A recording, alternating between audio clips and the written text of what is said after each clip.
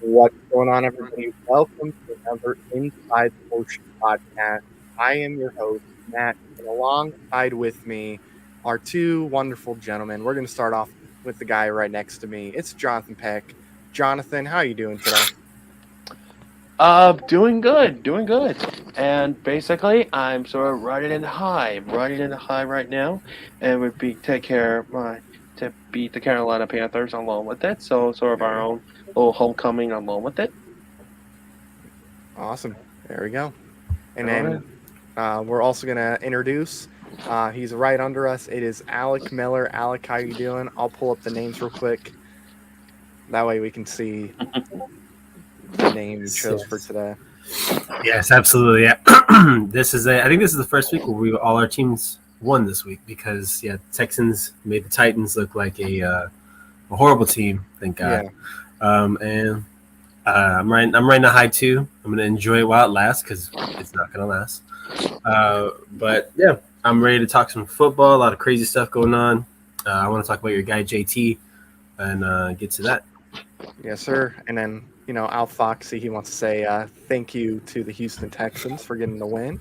Absolutely. And we'll bring up some more comments. We had Truett Trussler in here earlier. We'll see if he comes back. How you doing, man?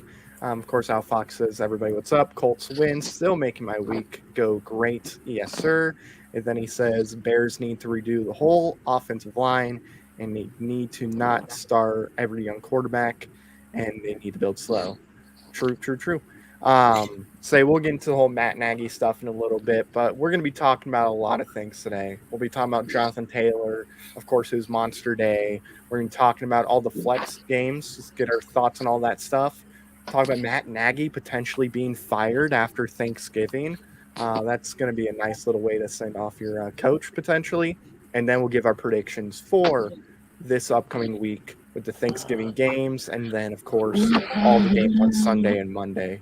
But we should start off with Jonathan Taylor. Jonathan Taylor goes up against the number one ranked defense, the number one ranked defense.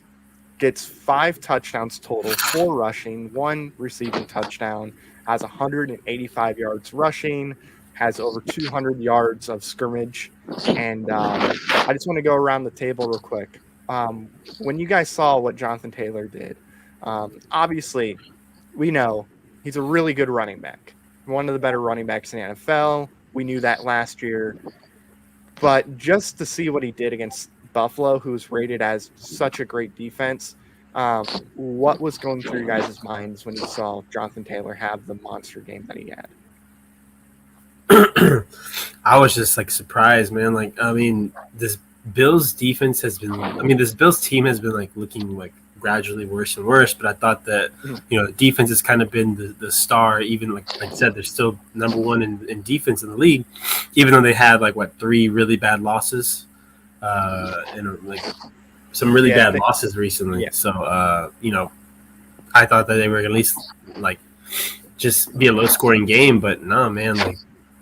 I was watching Red Zone and it was just like I just felt like they just kept going right back to Jonathan Taylor in that game because the dude was looking good, the best he's looked so far. He was my favorite running back coming out of that draft. I had him over J.K. Dobbins, and to see what he's doing now, finally, I feel like he's going to take the reins, become that 3-down running back next year most likely. And I remember putting in the group chat that he's going to be a top 3 running back in fantasy next year, without a doubt, taken next year, I think, for sure. Definitely. And then Jonathan, when you saw the day he had, what were you thinking? I think Jonathan Taylor is the top 10 best running backs in the league right now, and potentially number 1 back in fantasy next year, though. And I will guarantee you that many fantasy league owners or teams, general managers, they win again with that first pick next year, though. I think that may be a guarantee on that. And I think the one thing I appreciate for his performance, along with it, I appreciate the sort of the game plan that the Colts have been doing, man in offense, not just maybe running in the backfield, but using him as more of their scoring plays when you're throwing the pass to him along with tight zones. So that is maybe sort of the key that he did. The Colts did very well against the Bills, along with it, like you said, is pretty much a top 10 defense, and you have a sort of like great idea and a great execution to pull it off along with it. So that's a sort of big surprise, and I wouldn't be surprised that he got selected to a Pro Bowl along with it. So he's one of the better backs in the league. So I would give that. Definitely. And then coming into this game, I think he was tied with Derrick Henry in yards. And, I know people said, well, he, has played more games than Derrick Henry. He has less carries still than Derrick Henry had before that injury, too. We got to keep that in mind. But now he leads he's the a guy, NFL. whereas JT has been having to fight for carries, and I mean, that's impressive. Yeah. I think he's an MVP candidate. Yeah, that's what a lot of people are saying, and I'll probably make a dedicated video on that too, as far as whether he's going to be an MVP or not. But no, he's now leading the league in yards and touchdowns as far as running backs go. I think he was second entering that game in touchdowns. I think Cam was first, or I think it was Connor scored more touchdowns. Yeah, it might have been James Conner that had more touchdowns, but it was like a 1 touchdown difference, and then obviously now it's probably more because he has 13 now in the league, but rushing anyway. But yeah, I mean, and I also got to bring this up with what Al Fax said. You have to give credit to the offensive line as well. They need to continue doing that forward, and I think that's going to happen because, with Eric Fisher, I know some people were upset, with how he was performing or saying, hey, just sit him, start somebody else instead. He's not that great there, but he's coming off of a pretty serious injury. Now it seems like that's past him, and you just see the way he's blocking in that game, where he's blocking 2 people basically in a second and just opens up holes for Jonathan Taylor and anybody else that's going to be running up the field. He was great. The entire offensive line looked great, but with Jonathan Taylor, and I guess we can get into MVP talks real quick too, because that's been the thing. A lot of people, not just around like local media around here with the Colts, but now it's starting to spread to national media on NFL Network and on ESPN. There's this whole conversation because, there's not really a quarterback in the NFL that's standing, far apart from any other quarterback. Like Tom Brady, I thought he was leading for a while. He's kind of went back a little bit with how he played lately. Still really good, but not a front runner by any means. Aaron Rodgers hasn't been a front runner like we thought he might have been coming into this year. Kyler Murray, injuries obviously are affecting his MVP status at the moment. Plus, before he got hurt, he wasn't really that far ahead of anybody else either. Now there's this whole conversation about maybe Jonathan Taylor could win MVP because this year, as far as quarterbacks go, even though it's a quarterback award, it's all really tight, but Jonathan Taylor seems to be the one player that is literally carrying his team potentially to a playoff spot. I'll go to Jonathan first. Do you think there's a chance that Jonathan Taylor could get an MVP?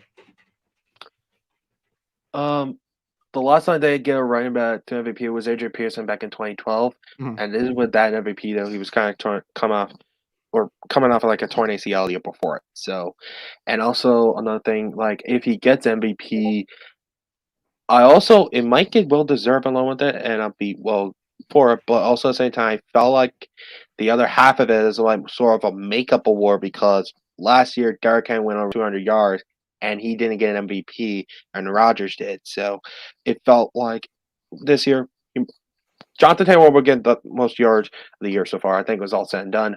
He's not even not even get to 200. People still give an MVP. I feel like there are certain half people was like, well, there's more of a makeup award that pretty much it's pretty much do not worry Derrick Henry MVP along with that. So there's always going to be that and along with it. And also I do agree on that. It's not sort of a clear what MVP you thought it was. And even I thought like personally maybe the usual suspects, maybe Brady Rodgers might be up there like that. But even some new ones might go up there. I thought like Kyle Murray had potential maybe good get MVP a little bit before he got signed with the ankle sprain. So basically, might come back a couple more games. Is it going to be sort of wide open? It could be very interesting. Who's going to get it though? Right.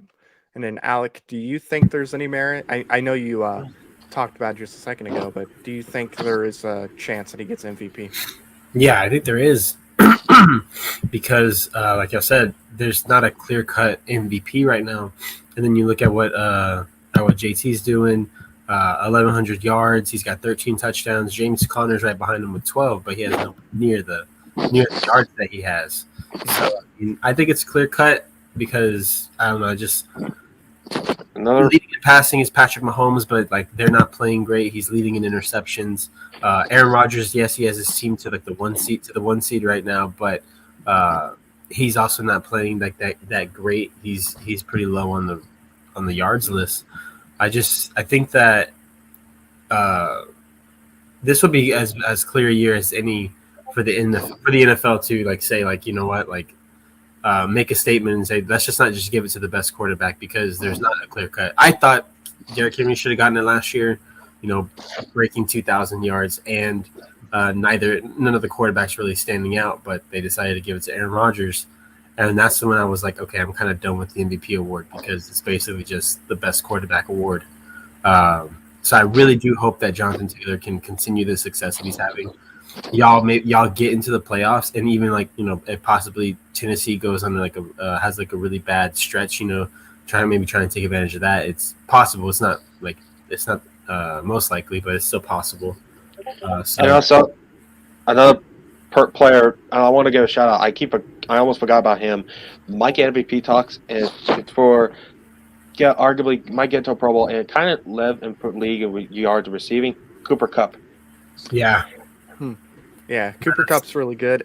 I think it's a harder push for Cooper Kupp to get in the MVP conversation than it would be for Jonathan Taylor, but maybe he gets finalists. I don't remember if a receiver has won or when the last time a receiver has won MVP. yeah. It's hard for a receiver to get MVP because it's so dependent on the quarterback.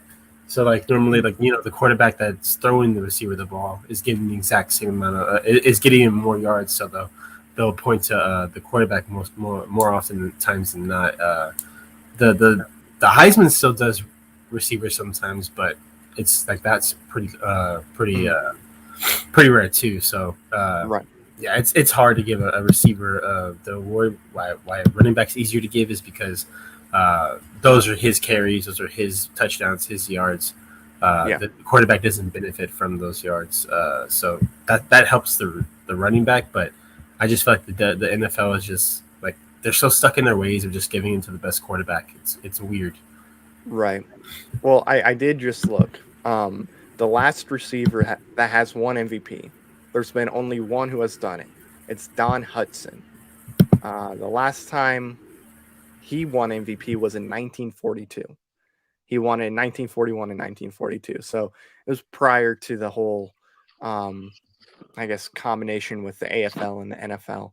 But since then, nobody else has won MVP at receiver. So I think if you're going to win receiver, you would have to break the record for most receiving yards, which I think Jerry Rice holds still, if I'm not mistaken. You would probably have to destroy it to be considered for MVP.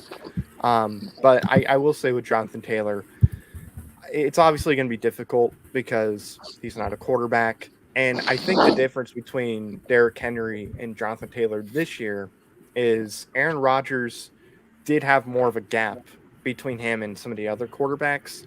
He had that late push at the end of the year that got the Packers in the playoffs, and I think they won or they were first in NFC. He really, you know, there was a gap at that point. There's not as big of a gap this year.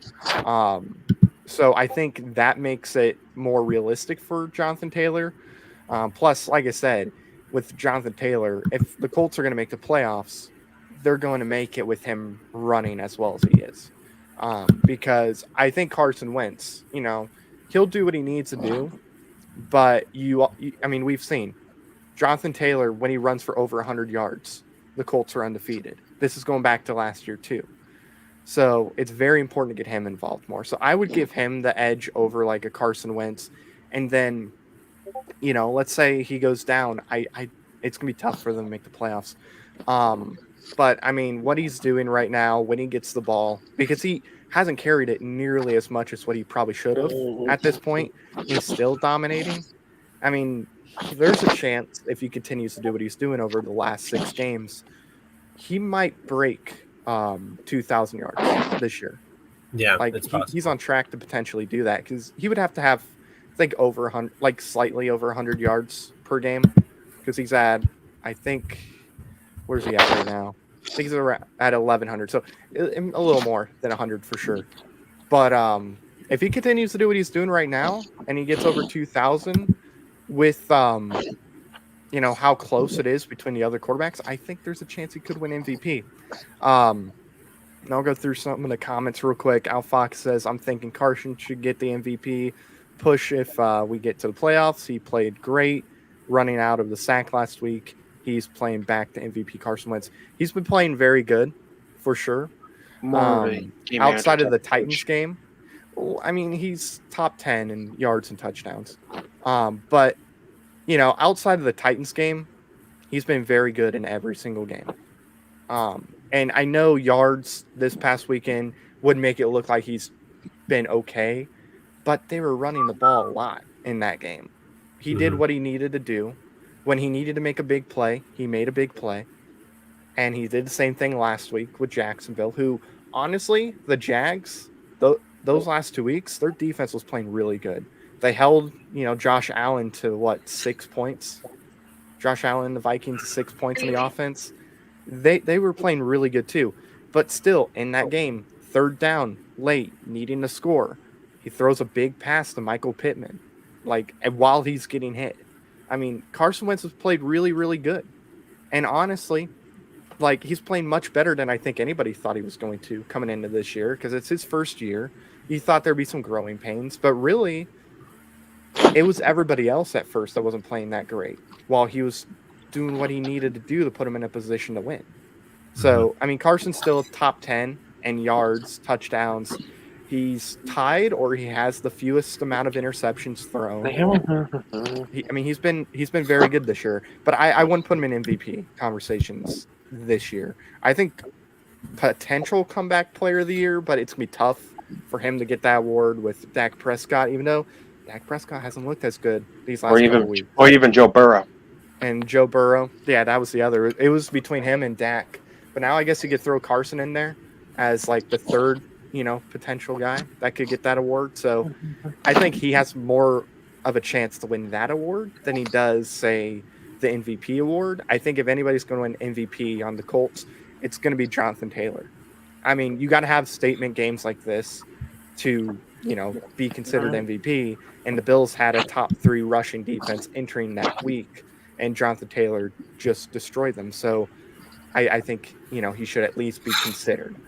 We'll see. If he continues to do what he's doing right now, then I think his chances will definitely increase, but we'll see. But were there anything else that happened this past weekend that stuck out to you guys? I know Alec brought up the Titans and Texas game a minute ago when we were talking about that, but do you guys have some other things that stuck out? It could be performances, some games. What really stuck out to you guys? I would say I'll probably say the Titans, man. The Titans, I've been actually on a pretty decent roll lately, and to come out as kind of static and slow as they did this past week was just kind of surprising. Other than that, probably Justin Herbert's big game. Justin Herbert had a really, really big game, and I really think he needed that. And I mean, Patriots. I never thought that the Patriots would be leading the division right now, but that team is firing on all cylinders with Mac Jones. Mac Jones is playing good football. He's playing that Bill Belichick football. Don't turn the ball over. He almost broke Brian Burns' ankle, and the defense is playing really well. I think they're top 5 right now in the NFL in defense. So they're back to that Patriots defense, and it's surprising to see them where they're at. I never thought that I'd be picking them to make it to the playoffs this year, but I mean, it seems like they're ahead of schedule with Mac Jones. Right. and I do want to. I'll share this image about Ryan Tannehill in a minute. I thought it was kind of funny. But yeah, no, the yeah, that Texas Titans game really that was surprising. I thought you know, Titans would obviously win that game, but I and if the Texans won, I thought it'd be a close game. It really wasn't from the get go. And then with the Patriots, yeah, they're one of the hottest teams in the NFL. It's really them and the Colts and AFC are the two hot teams right now. And this is honestly the right time to get hot. You don't want to get hot at the start of the year because then you could kind of fall apart. Look at the Raiders. They start out hot. Of course, things happen with the Raiders, but now they lost their last three. So you always want to hit that groove right around Thanksgiving, December, somewhere in that ballpark. That way, that can carry you into the playoffs. I mean, the Giants did that both years that they went to the Super Bowl. Like they got red hot in 2007, got to the Super Bowl, beat the Patriots, and they did the same thing that following Super Bowl. Jonathan, were there anything else that stuck out to you? I'm actually gonna pick Super Cam returns actually, and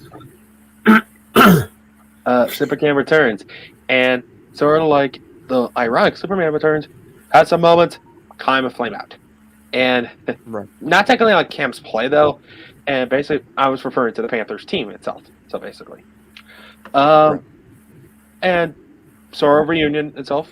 Not only Super Cam, but remember Ron coming back to Carolina. Well, out of the crowd along with it.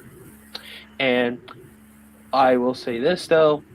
Speaking of sort of teams sort of getting hot, we're slowly sort of getting back up along with that after very much a sluggish and concerning start along with it. And even though we lost Chase Young for the year, we're not for ACL, and we were sort of getting back up or where we're supposed to be at the beginning of the year with a very good defense along with it.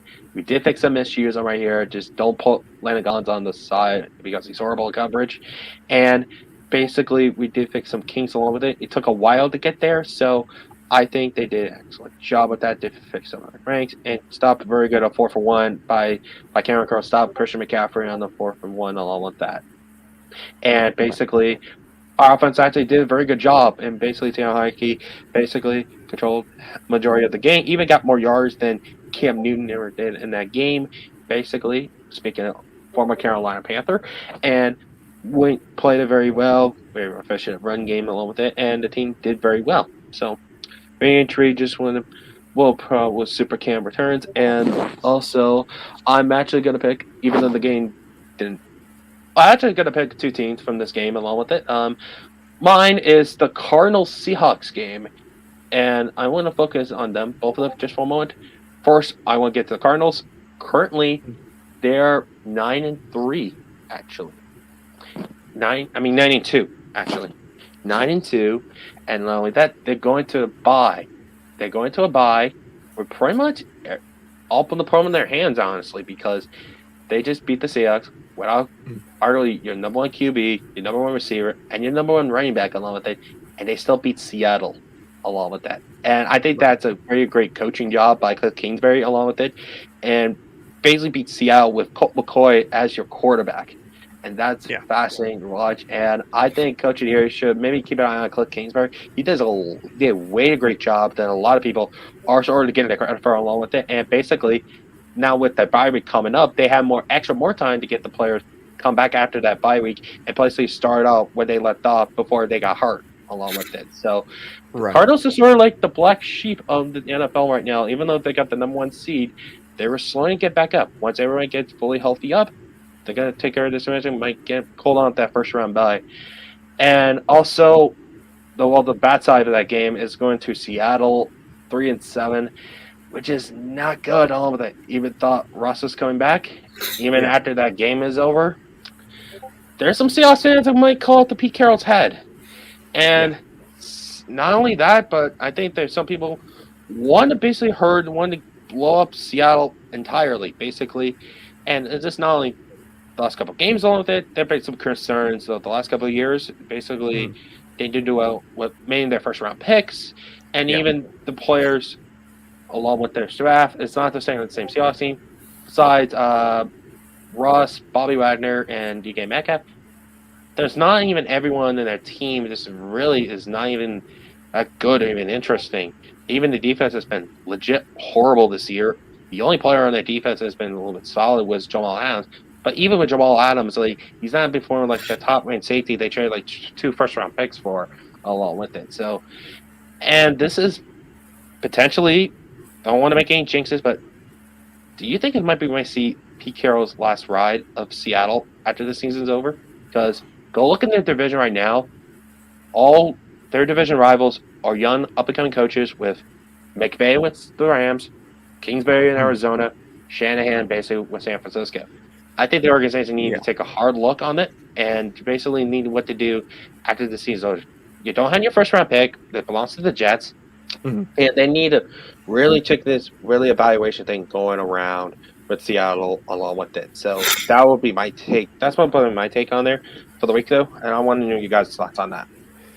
I think there's a pretty good chance that Pete Carroll could be fired. If not, he's on the red hot seat for next year. Where next year they might be like, look, we made the playoffs last year, didn't have a good year this year. They, I guess, maybe could blame it on Russell Wilson getting hurt and whatnot, and be like, yeah, we knew it was going to take a little bit when he, was coming back, but still had a significant injury. We'll let that, be the reason why we give you another chance. Because I was looking at kind of the standings in NFC. If it wasn't for the Lions being 0-9-1, the Seahawks would be last in the NFC. Like, it's not good at all. They played well at the beginning of the year, beat the Colts. Honestly, they blew that game against the Titans, but they weren't horrible that year. But yeah, I think Pete Carroll has to be looked at by Seattle, and you have to look at him and say, hey, do we keep him or do we let him go? And, it's a tough division, and they got the talent. Honestly, they should be better than 3-7 right now. So yeah, I think there is a legit chance that he could be fired. Yeah, I think there's a legit chance too. With what came out about from Russell Wilson's side, there seems to be some kind of problem going on in that team, and yeah, man, I think Pete Carroll might be the one to leave before they decide to trade Russell Wilson. I think they would rather lose Pete Carroll than Russell Wilson, and the division seems to only be getting better.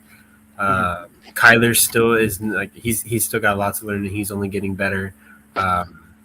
Matthew Stafford has been really good with the Rams, and I'll throw out one more name. I think that if the 49ers don't make the playoffs this year, that Kyle Shanahan may also be on the hot seat next year.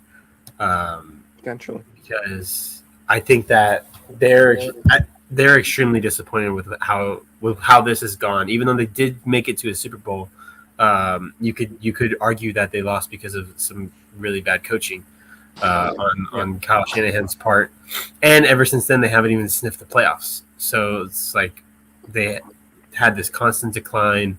And yeah, I think that if they don't make the playoffs this year, or at least barely miss it by maybe a game or something, there's a big chance that he might be on the hot seat as well. Sean McVay seems to be getting better. Cliff Kingsbury, who I think no one expected to hang around and be as relevant as he has been these past couple of years, making a claim for being a really good coach, which is surprising to me because I thought he was gonna do horribly in the NFL. And he's been killing it. I mean, I can't even be mad about it. It's not like I don't think the players are winning in spite of him. I think that he makes them play better. True. And look, with the 49ers, I figured I'd look at the NFC playoffs and just kind of see where they were at.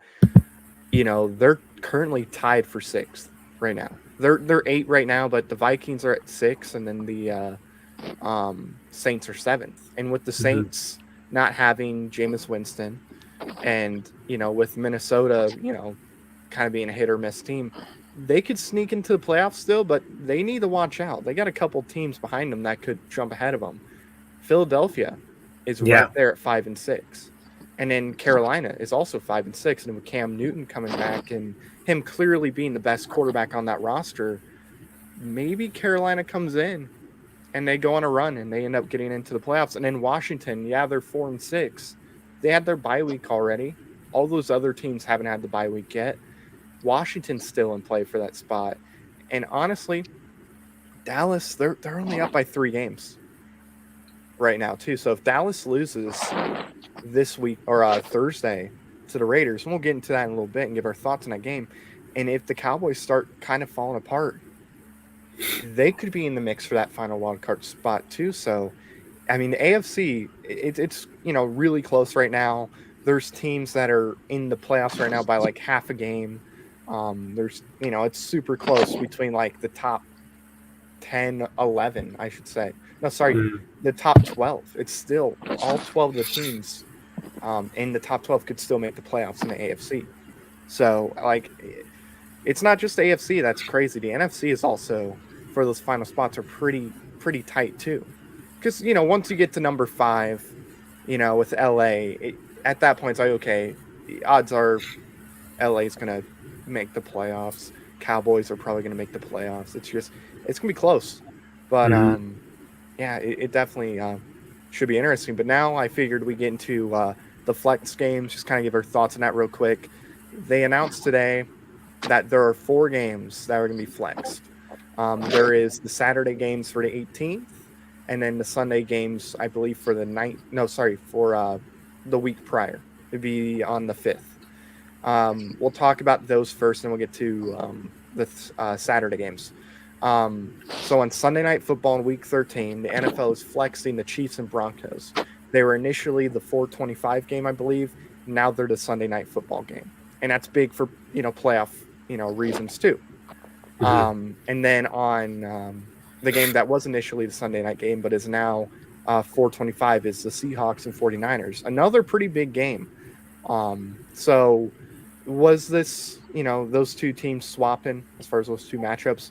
Was that something that was expected? Are you surprised? Does it make sense that those are going to be, the games that would get flipped?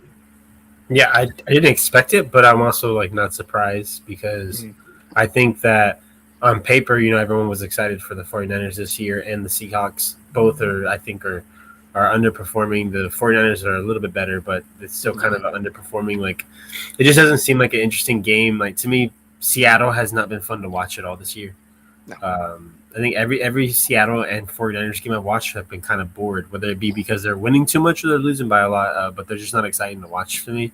Whereas, with the Chiefs, struggling as they did in the beginning of the season, that kind of made this game a lot more interesting because the Chiefs don't look unstoppable like they looked last year or the year before. They look like they're beatable. It looks like it could be a good game. It's a divisional game.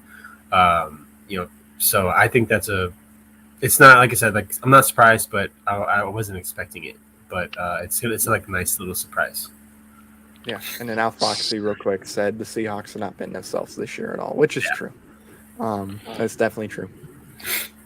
And same thing with Alex saying, though, it's not surprising that game is switched. Mostly on the Seattle side of it, because even if they want to get that game, that might be out of the playoff hunt by that time if they stay there. So, let's just say, even if they lose to my team watching on Monday night, which we'll get to much during the games, if they lost to that, that might most likely out of the playoffs by then. So, Niners, if they still have a chance along with that, switch it to Kansas State Denver. Not surprised though, although there's another game. Maybe I could have preferred maybe Cincy or the Chargers. At least they had some playoff implications with that. But yeah, I was not surprised they switch over along with that. So that's what I can say about that. Yeah, I mean, it makes sense to flip those games. The Kansas City and the Denver game are definitely it's going to be the more fun game to watch because Kansas City, they're also another team that's getting hot now. They're starting to become what we thought they were the past couple of years, and they're looking really good. The defense is starting to play better. And then with the 49ers and Seahawks, that's a battle for potentially the final playoff spot, but Seahawks just haven't been that great this year. If they lose that game, you know, I think they're pretty much done for, a potential spot in the playoffs. And then the 49ers, that gives them an opportunity to make a run for the playoffs too. So not surprised with that at all. Smoke is in the chat. He says, what's up? How's it going, man? So now we'll move on to the next games that were flexed. It was announced earlier today. The Saturday games on the 18th. Going into the year with Indy and New England, that was a game that wasn't set in stone. It said to be dated, but it was either going to be on Saturday or Sunday. And then with the Raiders and Browns, I assume same thing. Now we know Raiders and Browns will be playing on Saturday at 4:30. And then the Saturday night football game is going to be the Colts and Patriots. Big games for, all four of these teams, really. It's a big week for them, especially if they want to make that push to the playoffs. I'll go around to you guys real quick. Again, is this just something that, would you like it this way as far as, how they have those matches set up? Do you think maybe one of these matches should not be on a Saturday night, maybe put on Saturday afternoon, or, just move it to Sunday afternoon? I'll let one of you guys go ahead and speak on that first.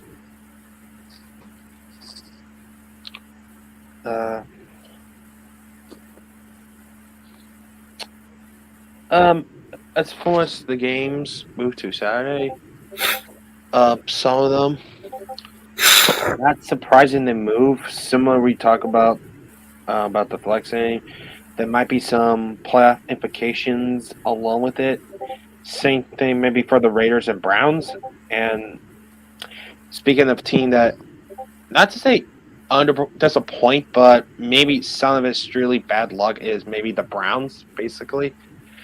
Even though they come out with a win against Detroit, they hadn't been looked very consistently getting up the point that we want them to be, because, you can tell, Baker Mayfield plays hurt a lot. He hasn't been sort it's rupture on his left shoulder, sprained ankle, and pretty much he played injured a lot through. So it's a little bit harder. Got to very consistently catch for the playoff spot. So that's pretty much all I can say about that. This is one that I'm actually really happy about, because the Raiders, other teams recently, have looking really, really bad. Kind of seem on the decline, and same thing with the Browns. Not as bad as the Raiders, but it's still not looking good. They're not looking like how they were hoping to look after trading or letting go of OBJ. They thought that I'm pretty sure they thought their offense was going to jump up, but it's kind of been pretty stagnant as well. We're lucky to get out of Detroit with a win. And with the Colts and the Patriots, these are two teams that I think a lot of people had not the best expectations for, and now they're starting to exceed expectations. Particularly the Patriots. The Patriots were expected to not be where they're at. They look really good. They're a lot of fun to watch. So it makes complete sense why they moved into Sunday. Want to get more eyes on that game. So that's a good swap, I think. Yeah, I think where they have both these games position is good. Obviously, Raiders, Browns, two teams that, are on the decline. The Browns have been what I thought they were, this year, all year. Not that good of a team. They had one good win. Every other win was not great. It was against teams that aren't really that good at all. And, Kansas City, when they barely lost to Kansas City, they weren't what they are now. They were definitely a team that was struggling at that point. So, with the Browns and Raiders at 4 o'clock, I think that's a good spot for them, because, it's definitely not going to be the, game of the, potentially game of the week. The potential game of the week is Colts and Patriots, because two teams coming off of a bye, two teams that are getting hot right now. You got the Colts, who are making that push to the playoffs, who have a tiebreaker over a potential wild card team with Buffalo. And if they win this game, that's two tiebreakers over two potential wild card battling teams with New England. And then New England, they're playing really good football right now, too. Their defense is playing good. Kind of what I thought their defense was going to be coming into the year. I thought their defense was going to be really good. Their offense, not so much. And that was ultimately going to be the thing that would, bring them down and wouldn't get them in the playoffs. With the Colts, they're starting to get where I thought they were going to be when the season started. I thought this was a team that was going to be a playoff team, potential division champ, all that good stuff. Now they're starting to get there. I think that matchup is going to be really, really good. And not only is this like a huge implication on who's going to make the playoffs, this could be a future playoff matchup too, depending on if New England wins their division or if they end up meeting in like an AFC championship game. So this is going to be, I think that's going to be game of the week. It's going to be a lot of fun. Two high-powered offenses going up against two emerging defenses.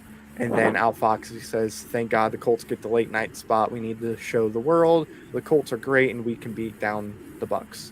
Potentially. We'll get into the Bucs when we do our predictions on the games and whatnot. But now let's get into what the title of the video is, and that's Matt Nagy. So there's reports coming out that Matt Nagy has been informed that he will be fired after the Lions game. The Bears are currently on a 5-game losing streak, and they're going to be playing a team that hasn't won a game yet. And, based on the quarterbacks that are playing on Thursday, I have no idea how that's going to go. Bears have just not been that great at all. I have always had the belief that Matt Nagy was going to get fired after the season's over. But I'll go around to you guys. Do you guys believe that Matt Nagy has been told? Because he's coming out and saying that he hasn't been fired, or he hasn't been told that he's going to be let go after Thursday. He said he's just focusing on the game, hasn't been told anything about that. But do you think he was told they're going to fire him after the game? And do you guys think that is going to happen?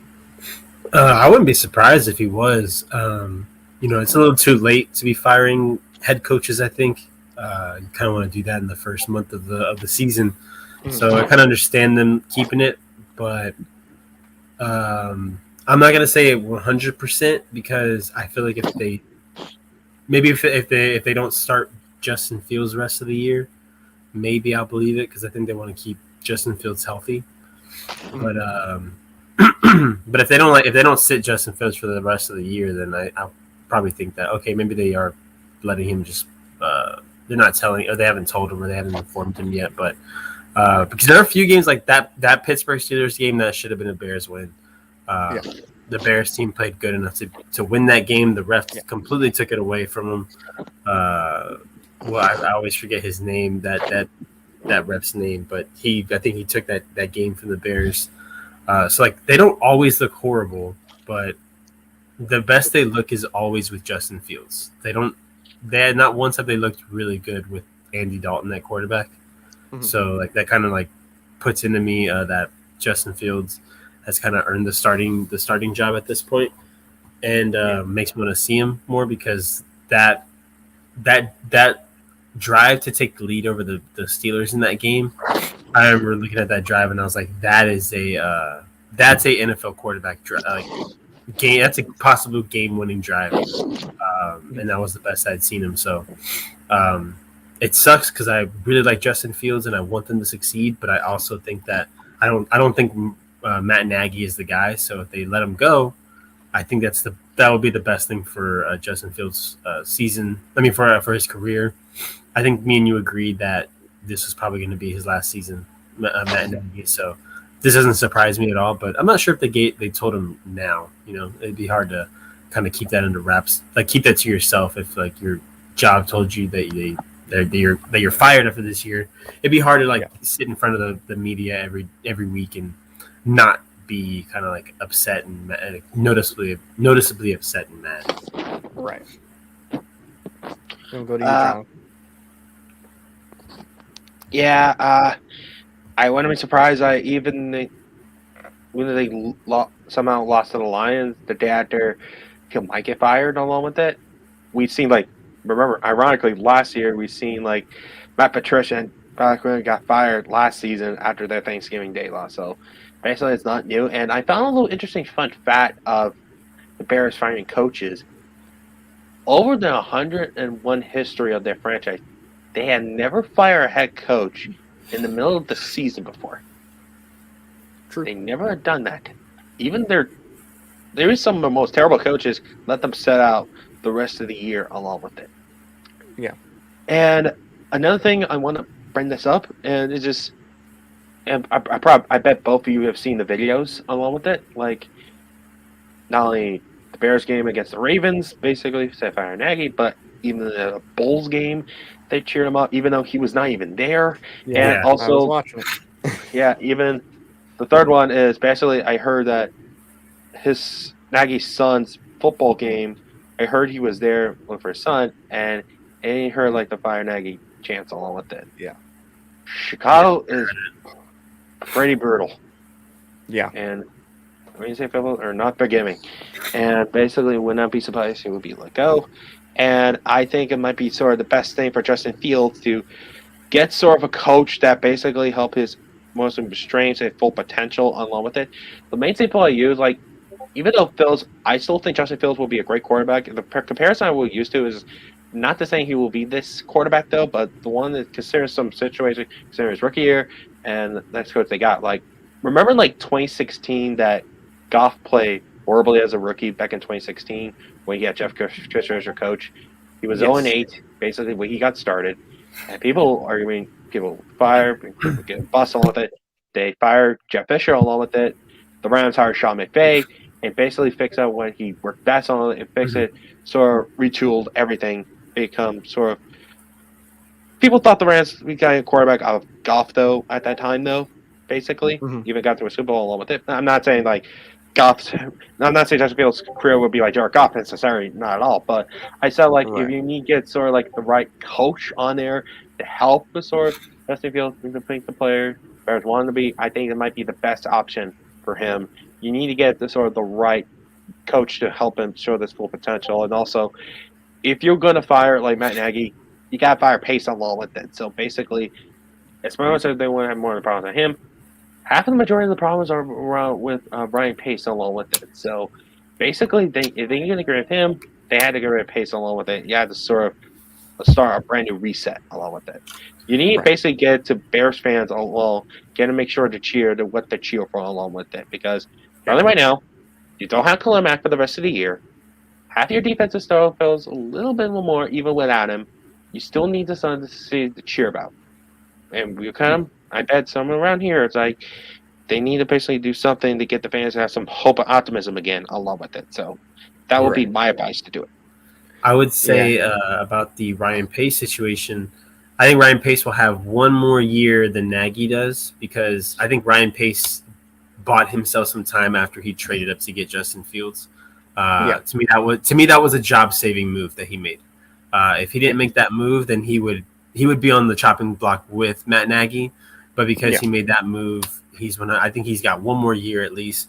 And in terms of the Chicago's frustrations, it's because Chicago's has never really had a great quarterback.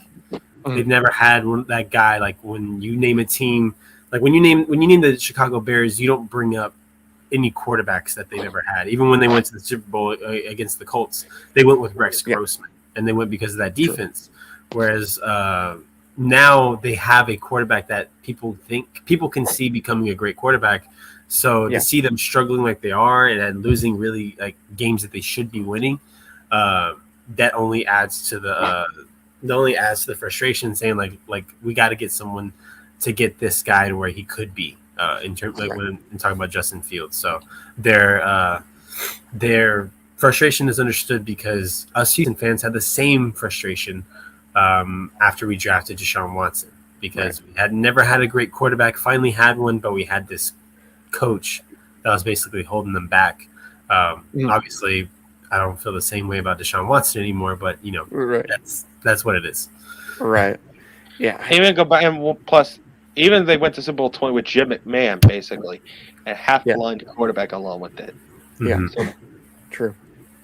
But no, I remember watching that Bulls game yesterday when they played the Pacers, and God, that was brutal. But Bulls fans are like that. If they don't like somebody, coach or GM or anything, they're gonna let it be known. Like they were chanting "Fire Garpax." When they still had them before they let them go and brought in AK and brought in Mark Eversley to change that team. And, I think they even bought signs or like billboards or whatever, rented them out to have like fire guard packs. And then obviously they fire Matt Nagy. Um, I'll bring up some comments real quick, then I'll give my opinion. I waited a little bit to bring this one up because we weren't talking about the Bears at the time, but Big Kong says Bears might do what Lions did to Matt Nagy or Matt Patricia and play like crap to get Nagy gone. That is definitely possible. And then Al Fox says obviously it's not on him, it's on the owners. They never give him enough control over the team. I kind of disagree with that because with Matt Nagy, he had full control of the offense, and then they let their coordinator take over, and then they start playing better offensively. So I do disagree, but maybe that is the case. I didn't think about that, but I would say that like if your name's not Bill Belichick, like coaches really shouldn't be controlling everything about a team. Right. It's like Texans tried it with Bill O'Brien. They gave him complete control, and he absolutely destroyed the team for years. This is going to be a 3 to 4 year rebuild for the Texans because of the few moves that Bill O'Brien made.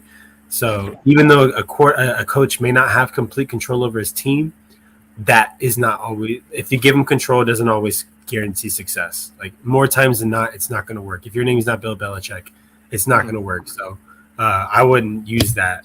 Use that. Although I will say this, many Bears fans will put that same sentiment maybe on the McCaskies and Ted Phillips. They always use that scapegoat along with it.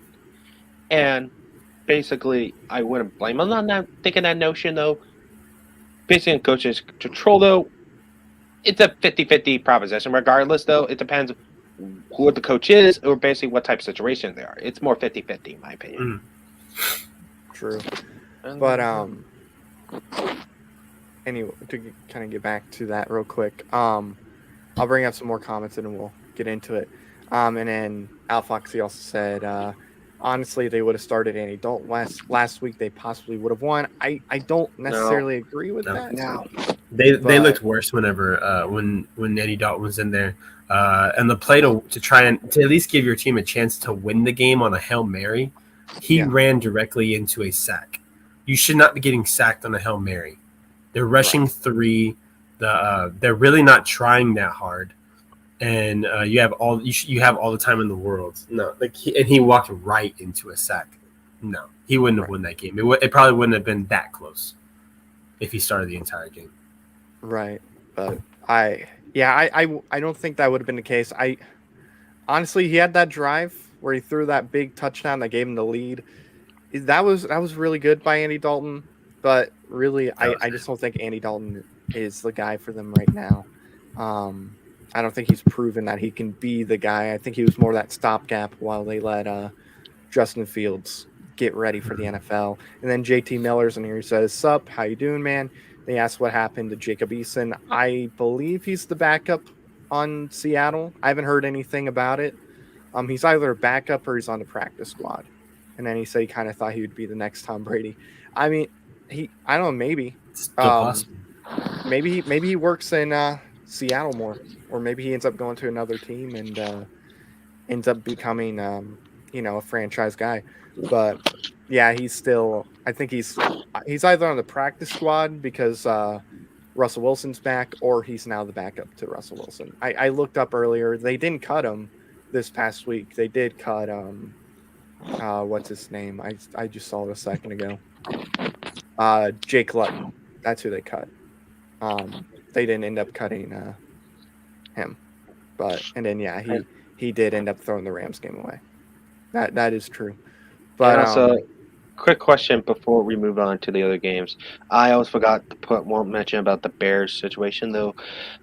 Even Nagy is gone.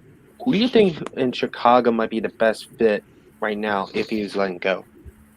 So, obviously, they would go intern for now. Intern basis, maybe Blow Laser, their offensive OC as an intern. Him or their special teams coach would probably take over for now, is what I'm thinking. I think there's a chance he gets fired after this game. If they lose to the Lions, they're done. If they win, they might keep him around for the rest of the year. I mean, really at this point, I kind of look at it and go, what's the point of Matt Nagy being fired? I mean, they're not going to make the playoffs. Just wait. Just kind of stick it out with them. Maybe something happens and they look better. I do think, though, he gets fired at the end of the year. And I think somebody who could potentially take over, he's always been brought up, it's Eric Bieniemy. I think potentially he comes in, he takes over, offensive guy. That might be best for Justin Fields. So maybe he finally gets an opportunity to coach, but maybe he doesn't because he's been interviewed a lot and he hasn't gotten hired. So, there might be something there. There was one name. The one name I keep hearing about is maybe just might be a hot coaching candidate along with it. It's based on his offense did very well. Is Dallas's OC Kellen Moore? Yeah, they're gonna lose him soon. I think they're gonna lose. The Cowboys are gonna lose him in the next 1 to 2 years, without a doubt.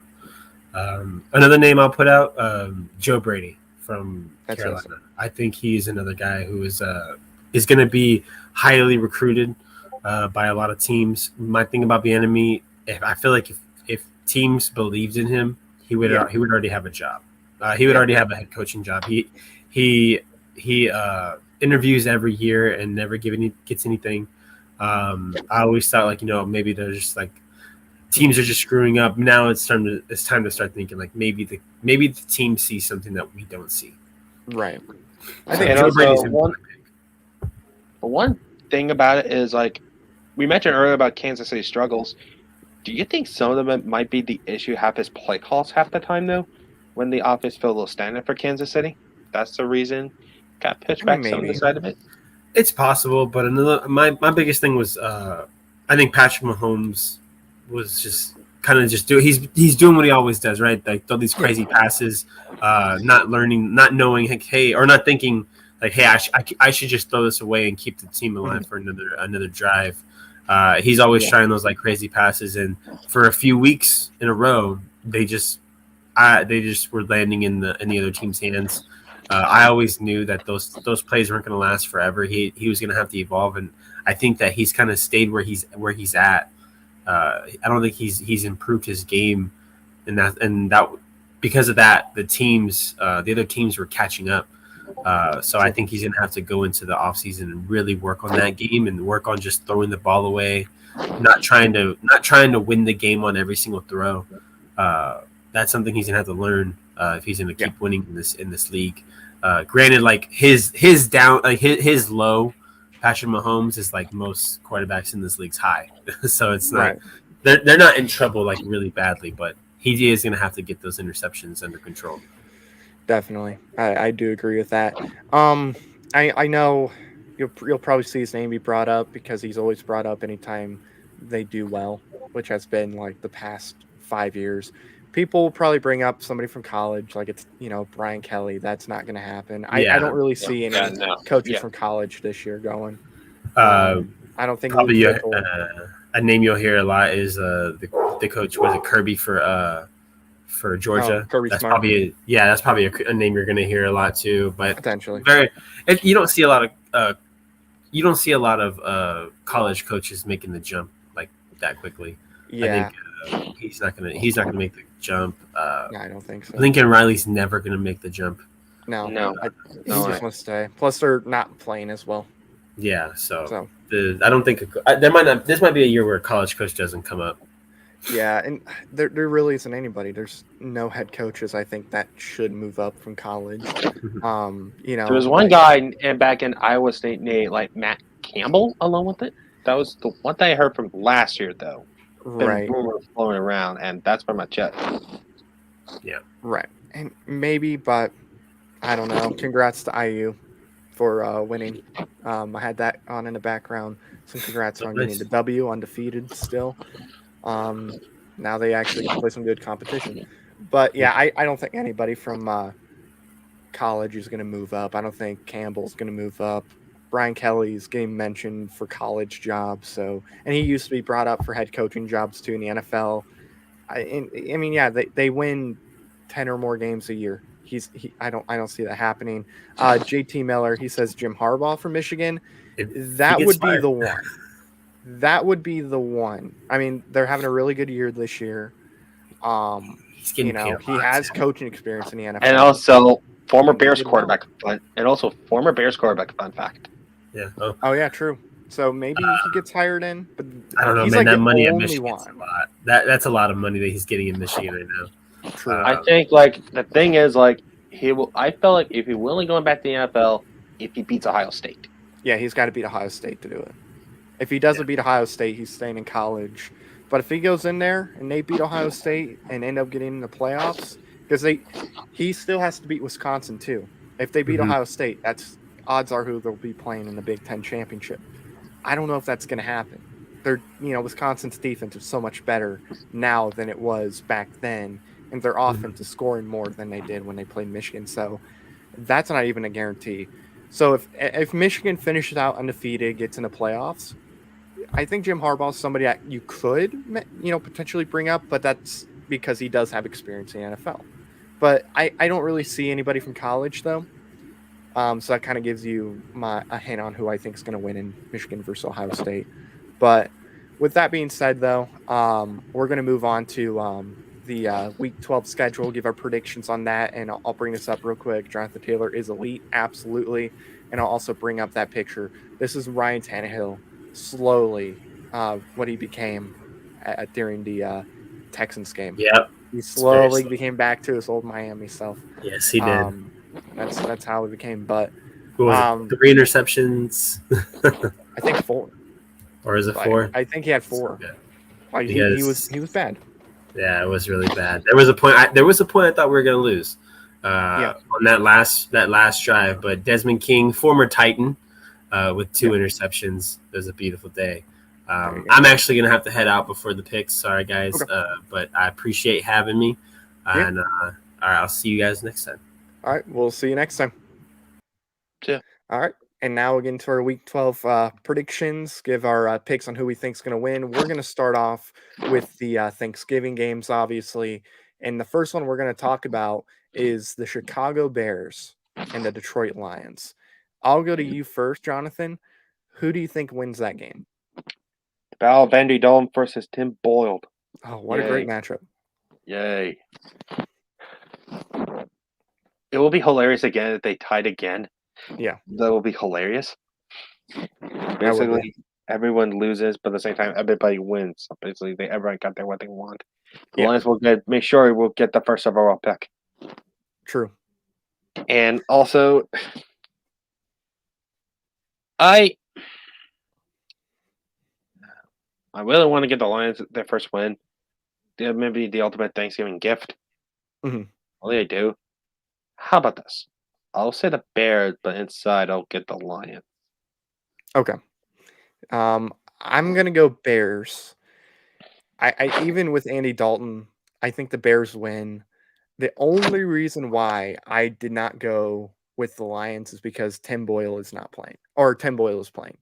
If it was Jared Goff, I probably would go with the Lions in this game because the Lions, especially early on, they're not as bad as what the record says. But I have to go Bears. I just cannot see Tim Boyle getting the win. The guy in college was absolutely terrible.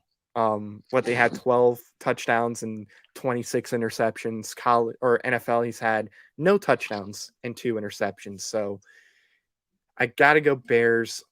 I think it's be a close game. I do agree with JT. He says Bears barely, and then barely wins, which I agree. And then he asked why we didn't get Stafford. The Rams offered way too much. 2 first-round picks and a quarterback is something I don't think Chris Ballard was going to do. But they were definitely in the race to get him. It just got too much. And then Al Fox says Lions win first win of the season, 21-17 the Lions. And then JT says we should be 11-0 right now. I agree, maybe 10-1 because that Titans game, we made a lot of mistakes in it. But we should beat the Titans in the second game. The first game, maybe we would have lost to the Titans because of the ankles of Carson Wentz. He couldn't move at all. But yeah, we should have beat the Rams, should have beat the Ravens, should have beat some more teams on that schedule too. I'm just not even thinking of it right now. But yeah, I think 10-1 was definitely possible. That's the thing with the team. They have never been blown out.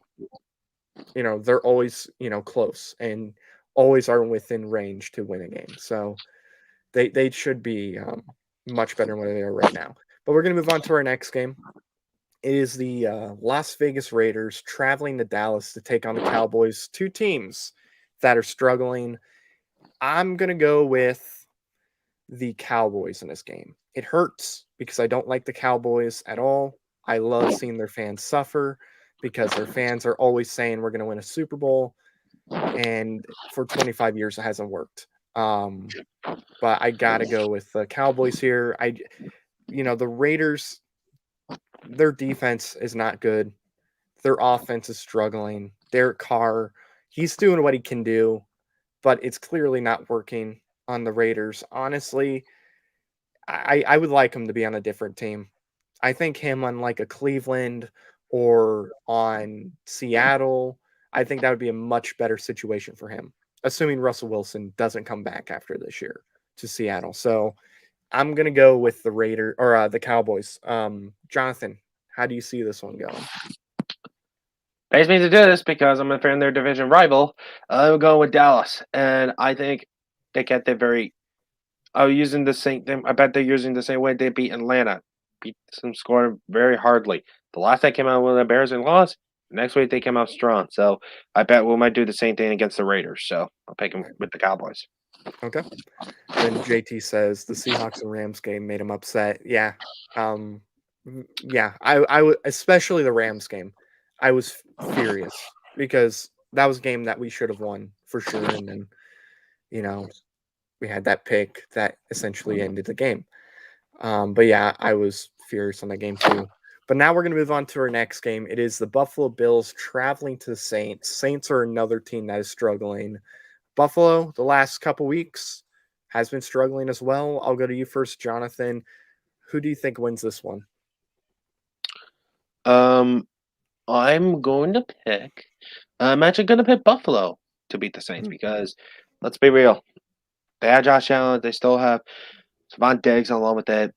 The Saints had Trevor Siemian. That's pretty much all you need to know on it. So we'll get Buffalo. I'm going to go with Buffalo too. I want the Saints to win, obviously, because that helps our chances in the playoffs. But I think it's going to come down to quarterback play, and I think Josh Allen is going to be able to get the job done over the Saints. The only way the Saints win that game is if Alvin Kamara has a really big game. He's going to have a huge game running the football because Trevor Siemian, he's not the guy. And honestly, I would consider starting Ian Book after this week. If the Saints end up losing, just go with Ian Book. See what you got with him. Apparently, he's going to be the quarterback of their future. So just roll with Ian Book, have him start, give him some experience, and then, that maybe will help for next year. Al Foxy, he said the Cowboys win. We need some help. It moves the Colts up 28 Cowboys, 14 for the Raiders. And then he says the Bills fall again. We showed the way to beat them, run the ball. Yeah, true. That's why Alvin Kamara or whoever they're going to have running the football, they're going to have to play well. Mark Ingram, I believe, would be running back number 2. So that's the only way they're going to win is if they run the ball well. If they don't, Bills are going to win and won't even be close. But now we're going to move on to our Sunday games. And we're going to start off with the Tampa Bay Buccaneers and the Indianapolis Colts. So the Colts showed me that they can beat the contenders. Their defense is improving. Their offense is improving. Their run game is absolutely dominant right now. I will go with the Colts in this one.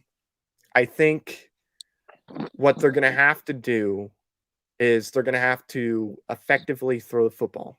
They're going to have to do it well. Carson can do it because, Tampa Bay's pass defense isn't the greatest. So I think we can take advantage of that. And I think Jonathan Taylor can have another pretty big day against Tampa Bay. And like I said, The Colts defensive line is improved. Their secondary is improving. I'm going to go with the Colts. I think they get the job done. Close game, but I think they win this one. I'll go to you, Jonathan. So why are you picking Tampa Bay? Yeah. Thank you for reading my mind. All right. Yeah, I'll put the Bucks to beat the Colts though. Although it will be more of a close game. I'll be honest with that, and I think they can still focus on basing on the fundamentals to beat your Colts along with it. So I will go pick by bit with Tampa. Okay. And I will be at that game too, so that should be a fun one. Al Fox says Colts win this game with JT big game and Carson getting 3 touchdowns that night. Colts 24, Bucks 13. Now we're going to move on to our next game, and we have the New York Jets traveling to the Texans. This is a battle for who's going to get the 3rd win of the year. I'm going to go to you, Jonathan. Who wins this game and why? Have you heard the news? Mike White and Joe Flacco are in the COVID list, actually, COVID injured list. So Zach Wilson's going to play again. There we go. Zach Wilson's coming back. It's not going to be a good game. Let's be honest. I probably slightly. I'll get a mulligan. I'll just give it to the Jets. Okay. I'm going to go with the Texans. Tyrod Taylor is showing that he is a pretty good quarterback. I think he should have no problem throwing the ball on the Jets. They should be able to run the ball somewhat effectively on the Jets. I think Zach Wilson's going to be a good quarterback. I do think he's going to be a good quarterback in the future.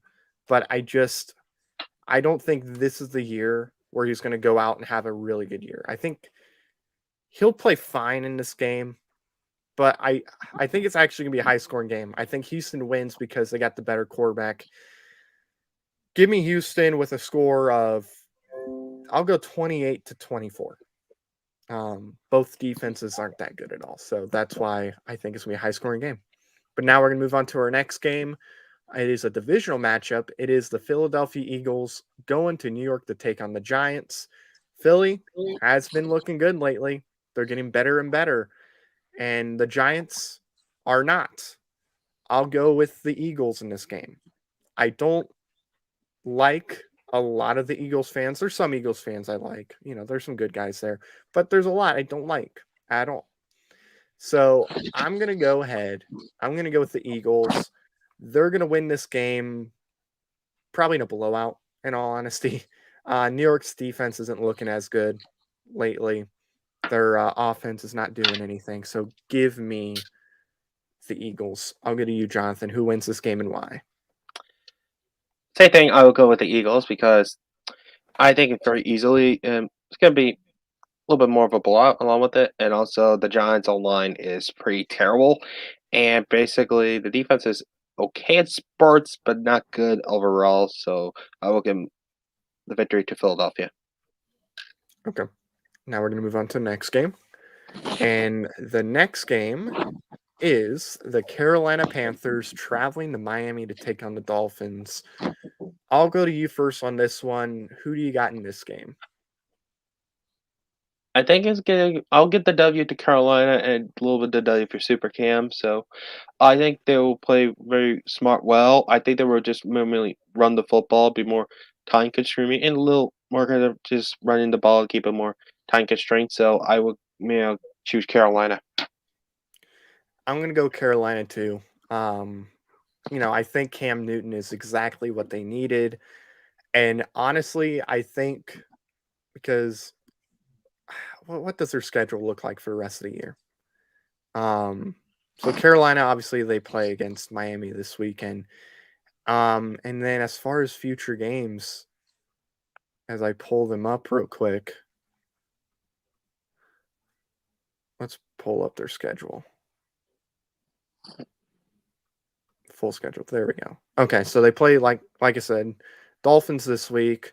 After the Dolphins, they have a bye week. Then they play Atlanta, Buffalo, Tampa, Saints, and Tampa again. They got a pretty difficult schedule with Tampa being on there. in Buffalo. Saints are kind of a hit or miss at this point. I think realistically, they could potentially go on a run, but they're going to have to win this game if that's going to happen. I'll go Carolina winning this game. And then Al Foxy, he says Dolphins win this. The Panthers get the next L. Cam is not the guy. He played the same old way, nothing crazy. 28 Dolphins, 10 Panthers. Yeah, he's not the same quarterback, but I still think he's the best quarterback on their roster, personally. But we're going to move on to a pretty big game, actually. I mean, looking at what's the Sunday night game and the Monday night game, this, I think, should be a primetime game. It is the Tennessee Titans and the New England Patriots. Patriots are playing red hot right now. The Titans came off of a loss. So putting who I want to win this game to the side, because I'm going to make a video and it will be out tomorrow about who Colts fans need to root for if, for their playoff run. I think it's tough. I don't know if this is going to be considered an upset because they're pretty close in record. And obviously, they don't have Derrick Henry anymore. I'm going to go with the Titans in this game. I think the Titans are going to win. I think they bounce back after a terrible loss. And they need to win this game. Because if they don't win this game, they'll be one game, assuming the Colts win on Sunday, they'll be one game ahead of Indianapolis before the tiebreaker. So they have to win this game because they're going to be playing the 49ers, the Steelers, the Jaguars are a team that could potentially come in and upset them. The Texans, they got Tyrod back, so maybe they can come in and they can win again.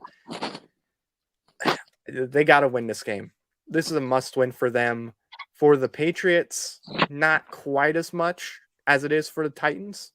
So I'm going to go with Titans. I think this is where Ryan Tannehill has to prove that he can be a good quarterback for them. Plus, they did pick up Golden Tate. So maybe Golden Tate goes out there and does something for them if they activate him. What about you, Jonathan? Who do you think wins this one?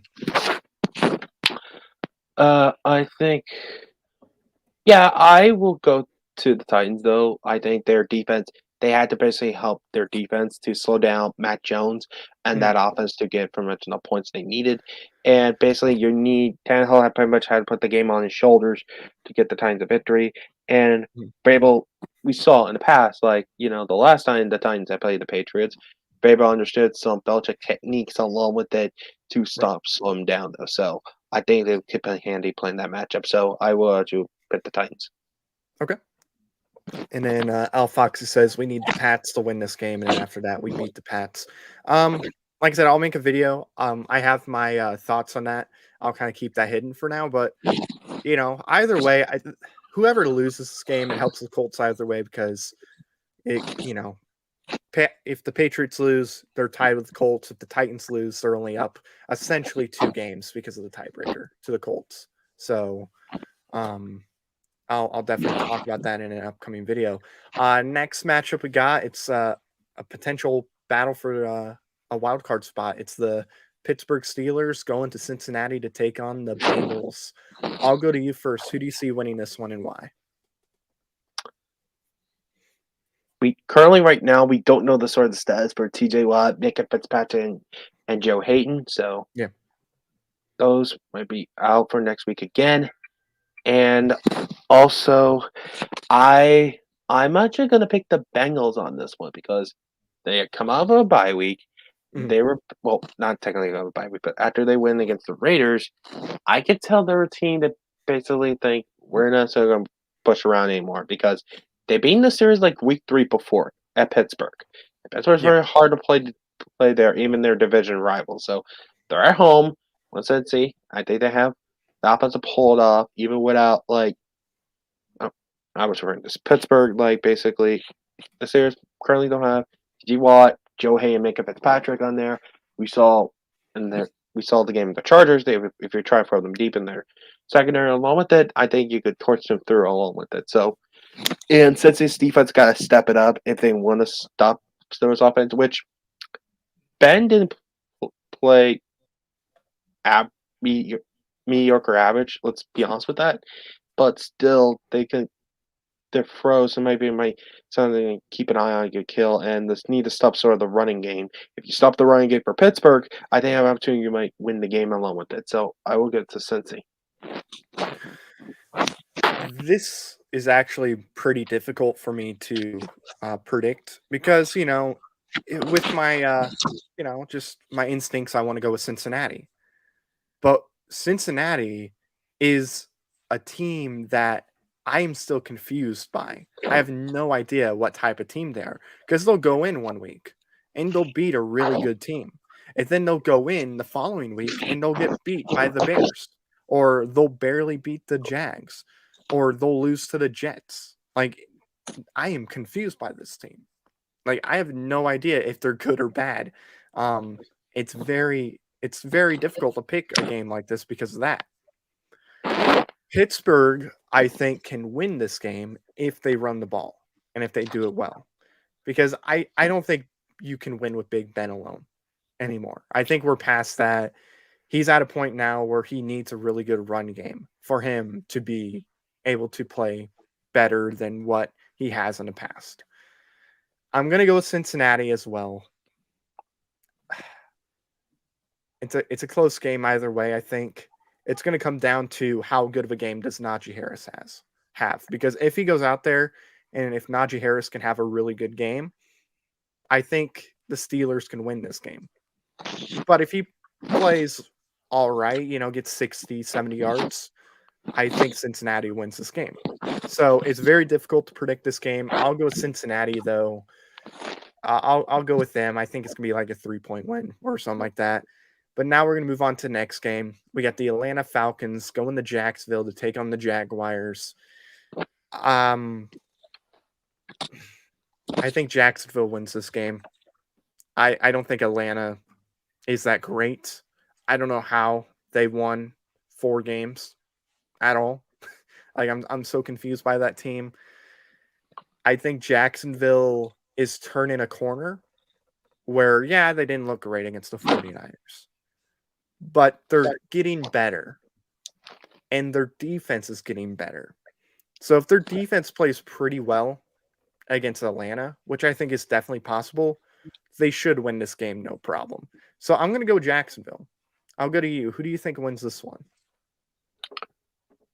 I was going the opposite with you. I'm actually going to pick Atlanta to beat Jacksonville. Okay. Now we'll move on to the next game. And the next game, we have the Chargers going to Denver to take on the Broncos. Not only a big divisional game, but it's a big game for playoff implications. I'll go to you first. Who do you have in this one and why? I'm going to pick the Chargers to beat the Broncos because, kind of like Atlanta, I don't know majority of those wins for the Broncos, though. Most of the majority of those wins are terrible teams along with it. Mm-hmm. Yeah, you beat Dallas, nearly a blowout, but that's pretty much it. I don't see anything of the Broncos any other way, basically, to beat a Chargers team like that. So I'm just going to pick the Chargers. Okay. And then Al Foxy says the Falcons don't have an offensive line no more. Poor Matt Ryan getting killed back there. It's true. Guy's getting slaughtered. He was one of 3 quarterbacks that day on the Falcons to throw an interception. Which, I've never seen that happen. 3 quarterbacks on one team throwing an interception on the same night.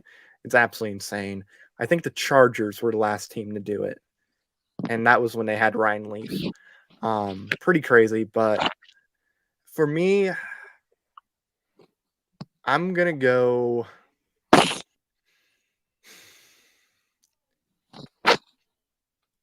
It's tough. Do they have Joey Bosa that game? I think that's going to be a pretty big factor.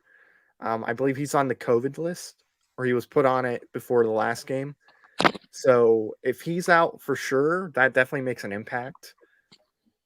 I'm going to go with the Chargers, though, even if he is on the COVID list and can't play this week.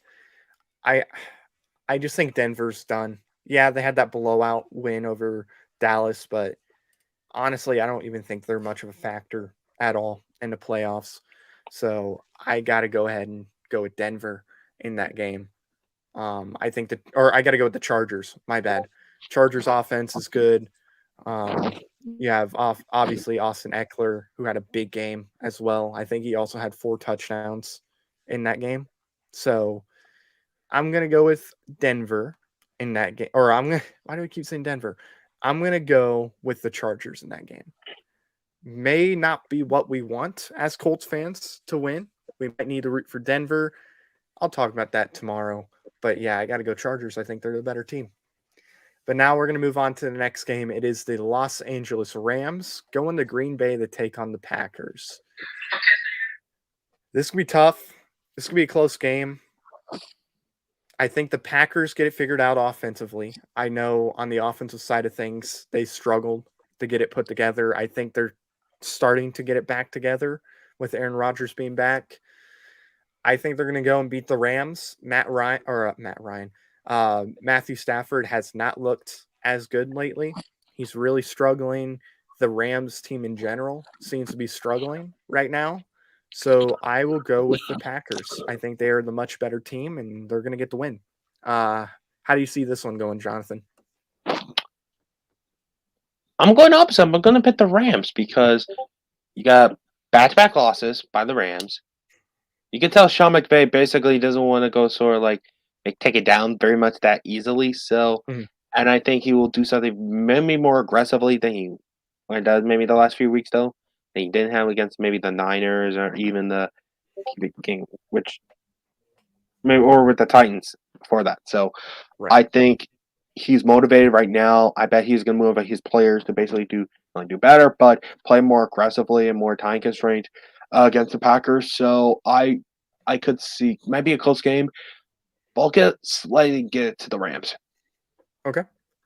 And now we're going to move on to the final afternoon game for the primetime games. It is the Minnesota Vikings traveling to San Francisco to take on the 49ers.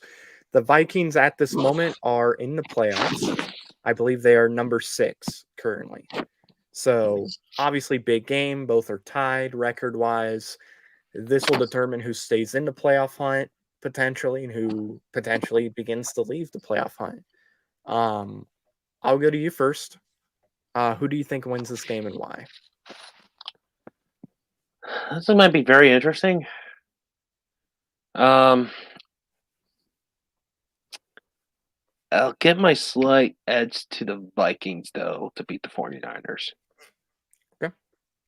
I'm going to agree with you. I think Minnesota gets the win.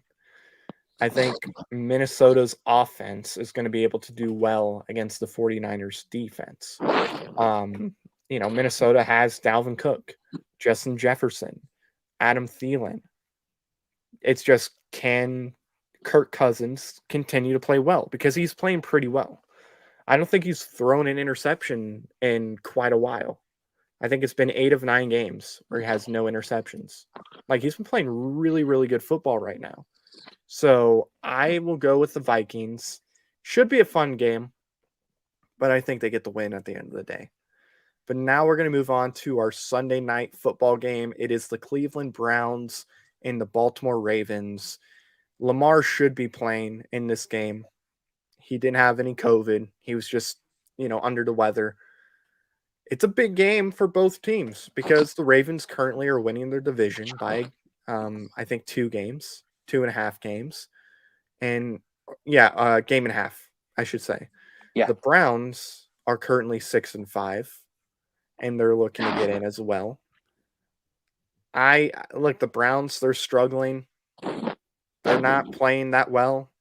To be honest, didn't think they were that good to begin with.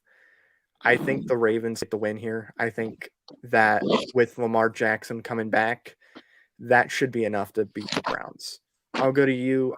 Who do you see winning this game and why? Playing Baltimore, not only in their home field, but during night, though, can be very, very tricky to do. Yeah. And I hate to do this to Cleveland, but I will also pick the Ravens. Okay. And then we'll move on to our final game. It is the Seattle Seahawks going up against the Washington football team. I will go to you first. Who's going to win this game and why? Someone might potentially go into that game. Potentially. Right. It depends. we're from a shared kitchen, but that's a different story. Right. This is a good. This game might be very interesting because you got both teams that clear and deal after the postseason. And I will say this though, whoever loses this game might not make the playoffs. I think it might be the best way to say it. Yeah. And we're sort of coming off of a 2-game high. Seattle doesn't go lost 3 out of 4 games, and Russ is a little bit lucky along with it. Our defense really got better the last couple of weeks, and I think it might be a bit of a low scoring game, regardless of how our offense kind of goes. And I think we'll give it slight edge to my team though. Might beat Seattle, maybe in a low scoring game. So I don't think this is gonna be a close game at all, if I'm gonna be completely honest. I'm going Washington in this one. Seattle is just they're on a downhill just fall. It's like they're falling off of the Empire State Building, just falling off their season. It's over. It's done. They have to win this game or else they're, done with playoff chances. I think it's over for them. Russell Wilson, I think if they don't fire Pete Carroll, if I'm Russell Wilson, I'm requesting a trade or I'm just saying I'm done. I don't want to be back anymore. You guys are clearly not doing what's best for me and my career. Or the team around him. Yeah, like they're not adding to the team. I would want out if I'm him. So I would say Washington's going to get the job done. Washington is starting to play better. And they're going to have to win this game too for playoff, implications. It's pretty big for them because if they win and, they become 5-6, and then you have, let's say, just kind of looking at the NFC stuff, if they're 5-6, and then let's say the Saints lose, let's say,